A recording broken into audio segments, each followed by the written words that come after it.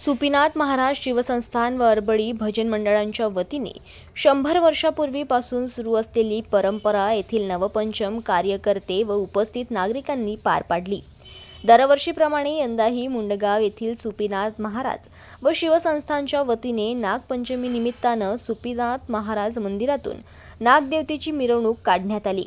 या मिरवणुकीत गावातील असंख्य नागरिकांचा उपस्थित सदर रथयात्रा येथील वारुळावर पोहोचल्यावर अरबळी भजन मंडळाने ठाव्याच्या भजनांनी गाव दणानून सोडले। येथील नागपंचमीला दरवर्षीप्रमाणे यावर्षी पण श्रींचा पालखी सोहळा वरुळावर जात असते आणि वरुळावर जाऊन नवपुरी नागाची आरती होते आणि आरती केल्यानंतर गावातून श्रींच्या रथाची मिरवणूक नेते। बऱ्याच 100 वर्षापासून ही परंपरा श्री सुपीनाथ महाराज शिवमंदिर संस्थान मुंडगाव या गावामध्ये सुरू आहे आणि तेच परंपरा आज ती अखंड 100 वर्षापासून सुरू आहे। संपूर्ण गावातील मंडळी भक्त मंडळी या पालखी सोहळ्यामध्ये हजर राहून या पालखी सोहळ्याला जणू एक यात्रेचं स्वरूप प्राप्त होते।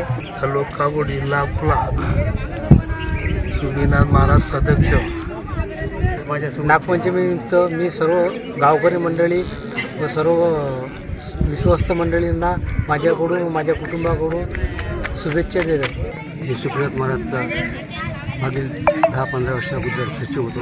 आज मी सुपीनाथ महाराज संस्थानचा आहे। आज आमच्या इथं सुपीनाथ महाराज संस्थानची पालखी निघत आहे, त्यानिमित्त आम्ही वारुळावर उपस्थित झालेलो। तरी माझ्या सर्व बांधवांना हार्दिक शुभेच्छा। नागपंचमी हा सण काही वर्षापासून पारंपरिक असून याला यात्रेचं स्वरूप येत राहते आणि याच यात्रेमध्ये लोकांची जी मनोमन इच्छा आहे ते पूर्ण होतात। यात्रेत या बऱ्याचशा लोकांचे साखळे वगैरे सुटत राहतात। इथे सुपीनाथ महाराज संस्थानच्या वतीने वारुळावर जाऊन त्या लोकांच्या भावना तिथं आरती पूजा अर्चना करून व्यवस्थितरित्या सर्व लोक गावातील येऊन भेटी देतात, दर्शन करतात आणि ही परंपरा बऱ्याच दिवसापासून चालत राहिलेली आहे, चालत राहील, अशीच चालत राहो ही ईश्वरचरणी प्रार्थना करतो। आणि यावेळी नागदेवतेची रथयात्रा संपूर्ण गावातून फिरल्यानंतर